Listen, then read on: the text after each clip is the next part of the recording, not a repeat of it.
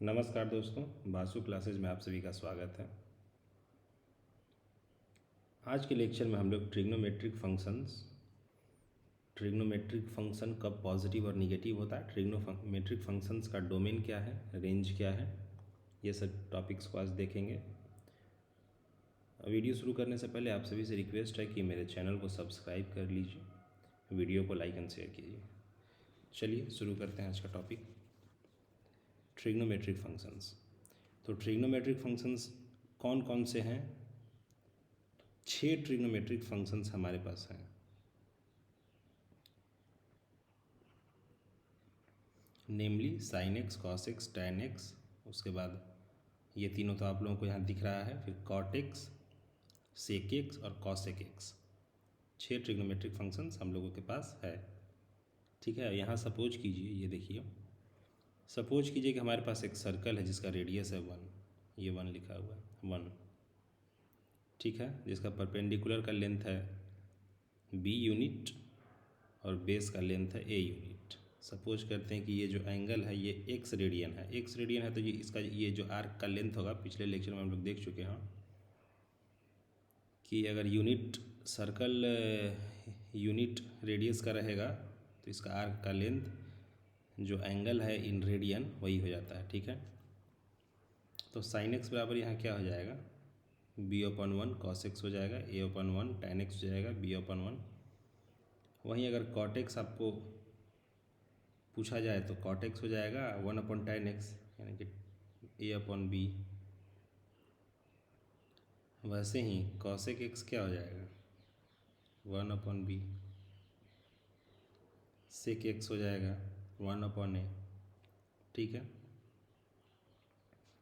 अब इन trigonometric functions का कुछ एंगल्स पे वैल्यू दिया हुआ है इस टेबल में, जिसको कि हम लोग को याद रखना है।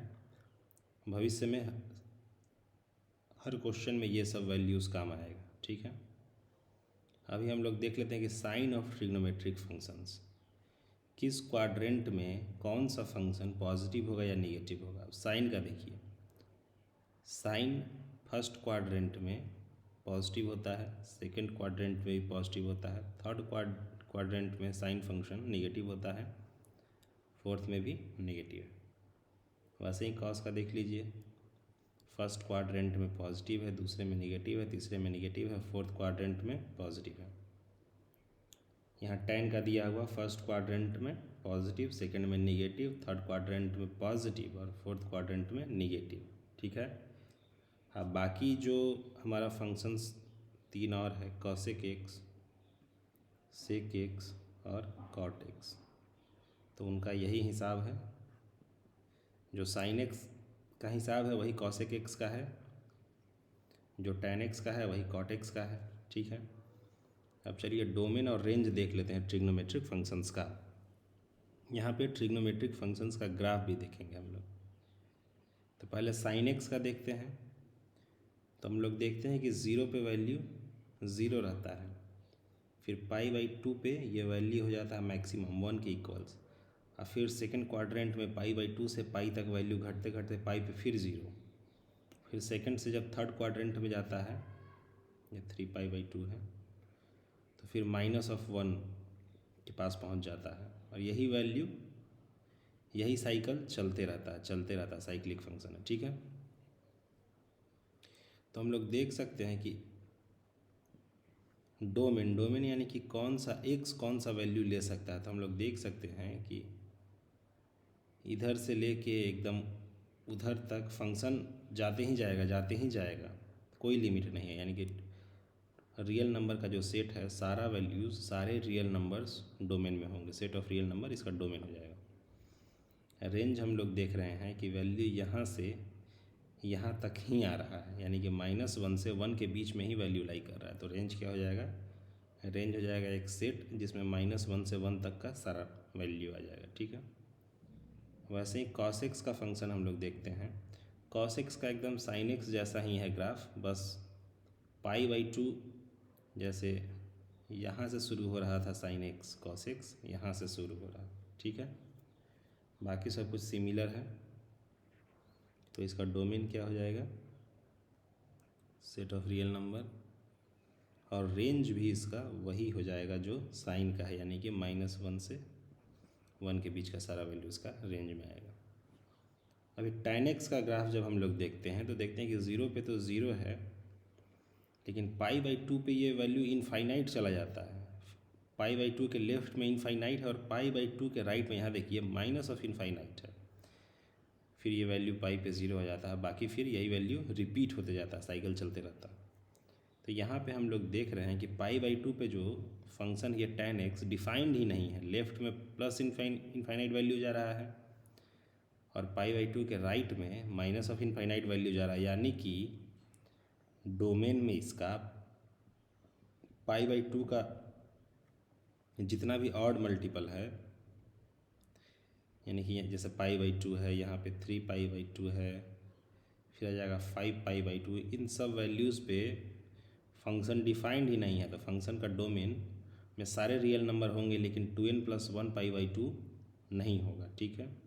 और रेंज में हम लोग देख सकते हैं कि कहीं से कहीं देख लीजिए, यहाँ से देख लेते हैं -π/2 से π/2 के बीच में हम लोग देख रहे हैं कि सारे वैल्यूज़ ले लेता है, माइनस इनफाइनाइट से इनफाइनाइट तक सारा वैल्यू ले लेता है। तो ये रेंज इसका हो जाएगा सेट ऑफ रियल नंबर, ठीक है, माइनस इनफाइनाइट से इनफाइनाइट।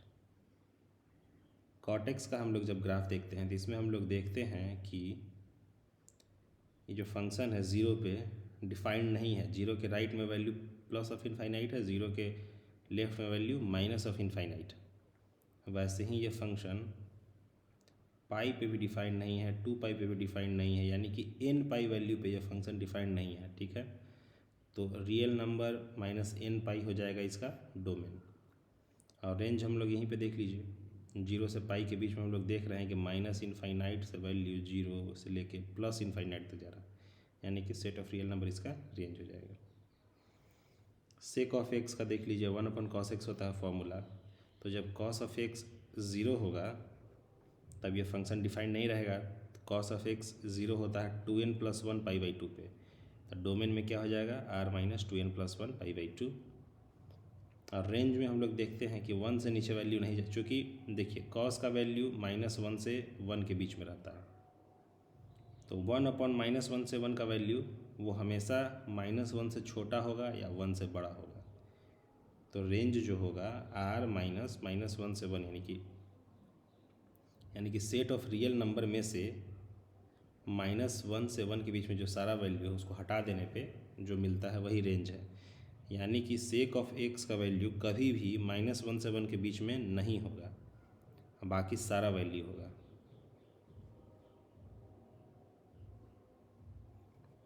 चलिए एक क्वेश्चन है, इसको हम लोग सॉल्व करते हैं। इस क्वेश्चन को